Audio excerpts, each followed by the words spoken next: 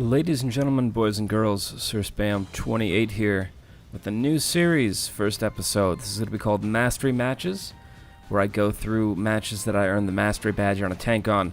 Not necessarily the first Mastery Badge, but just a match that was good enough to actually earn that M at the end. This first match, we've got me driving a Tiger 2 here on Proforovka. This is a Tier 8 game, very, very nice matchmaking. Only real challenge is going to be that other Tiger 2 on the other team there, that Blunicum player. We've got a couple more good players, but only one in a Tier 8 tank.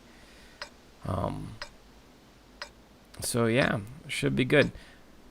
I was looking at the team comp here, and given that this is an encounter battle, of course I'm going to be going over the railroad tracks to the hillside where the actual flag is.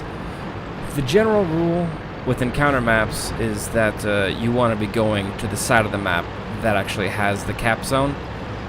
Usually, if you go to the other side of the map, you're not going to be able to influence or be able to cap or interrupt the cap if you need to. You're removing yourself from where the objective is. Proforovka, you can get away with it a little bit just because it's open ground that you can cross fairly easily. Maps like Lakeville, however, encounter there. If you're going valley and the cap zone's in the town, you're going to screw yourself over. Now, I normally go the hill, especially if I'm in a top-tier heavy tank with mildly good gun depression but good accuracy, like the Tiger 2 with the top gun.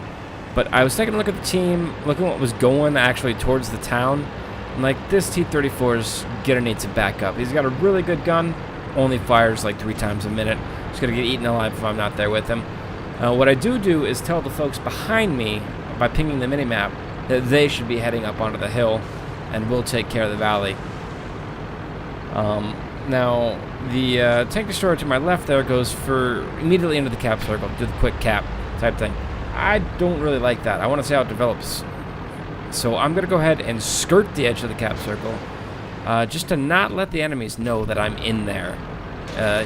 Keep them guessing a little bit. And then shots start presenting themselves. That T-34, I think, is lighting up those targets, those TDs over there. So I put one into the SU-152, big meaty shot. And here's this Tiger, which I'm going to bounce off the front of the Tiger. So I am a little lower for the lower plate. I don't know why that bounced, just lucky on his part. So I am for the lower plate. And that shot goes God knows where. And then, so I'm like, okay, I'll just shoot him in the turret. It's not facing me. I don't have the mantlet. Let me finally get some damage on him. We've got a nice tank destroyer over there that I'm going to go ahead and take out. No armor to worry about there. Shooting the upper casement of that lightly turret, or lightly armored tank destroyer. And I'm going to see if I can't work on this Tiger some more. Get some more shots into him. And now I notice, hey, we've got a Pershing that's encroaching on us, and that T-34 just got smacked. So I put a blind shot where the Pershing was approaching through those bushes. He disappeared right before I could shoot, but then I go ahead and switch targets back to the other flank. Bounce one from the Tiger, put another one into his lower front plate this time. Bounce another one from the Tiger. Do take one from the Super Pershing, however. I'll go ahead and finish off that Tiger. The Super Pershing is a good player. He's going to go ahead and rush the cap. He knows that I just went into the cap. I'm not the one with the point. So he's ignoring me for now to try to get the reset. Now I'm going to punish him. But he's also going to punish me. Actually sets me on fire. Got my alarm going off. Hit the fire extinguisher. Don't take too much extra damage. And I get a second shot into him. And he's going to get taken out. In the meantime, that SU-152 is just hammering the cover around. And I know he's over there. So I'm trying to, kind of stay stationary. Now I noticed that the ticker's not going up even with me in the cap circle, which means that enemy tanks are in the circle.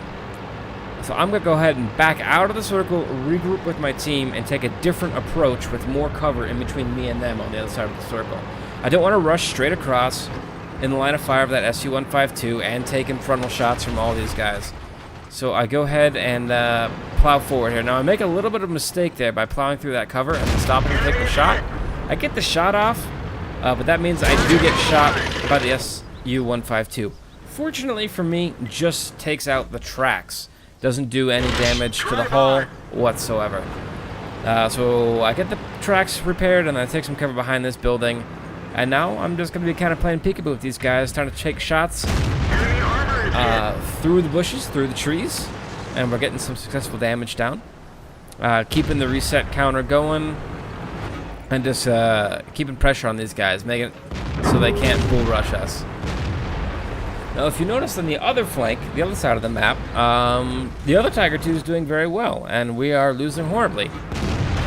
However, we have the advantage on this side of the map, and since this side of the map is where the objective is, I still feel fairly confident in this game. I'm pretty sure that we can clean up these guys and either encircle the flank of Tiger II or just cap it out before that Tiger II has a chance to clean up that flank and then circle back and get to us to apply pressure on the actual objective. So I'm not worried about him for now. I'm still just cleaning up these guys here. We're getting lots and lots of good shots on these guys' turrets over the ridgeline when they're not looking at us. They're not presenting us with their strong armor, so we're taking advantage of that. Now, I've bounced a couple from this ARL-44, which is one thing I really like about the Tiger II. It is a pretty well-armored tank for Tier 8. The arrow gets taken out, so I advance on the IS. I have a center punch shot. I notice my teammates coming in, so I raise the gun up and left. I was planning on whiffing the shot there just because I didn't want to put a shot into the side of my teammate. End up managing to hit the IS, which was added bonus. I take a blind shot of that SU-122-44 over there. I'm pretty sure it went in because immediately after I fired, he died. I didn't get the kill, and he was still on a pretty healthy chunk of health. So I think my shot hit, and then an allied shot hit and took him out. Now, I'm trying to line up shots on the remaining TDs, and this is exactly what I said. So we've cleaned up their heavy tanks. Now we just got to work on these last two TDs over here. And that enemy Tiger II is still on the way other side of the map. He hasn't even cleaned out that flank yet. So I go ahead and line up a shot on the T-25/2. It goes a little bit high right into the mantlet. Doesn't penetrate.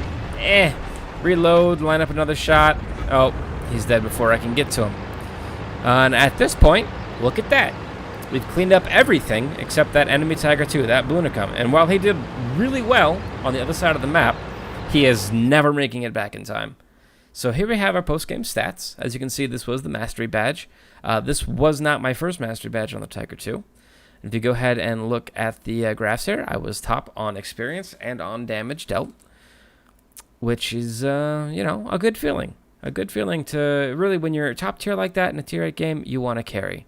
And as you can see, I didn't bounce too much damage, but I did, bounce a couple of shots there.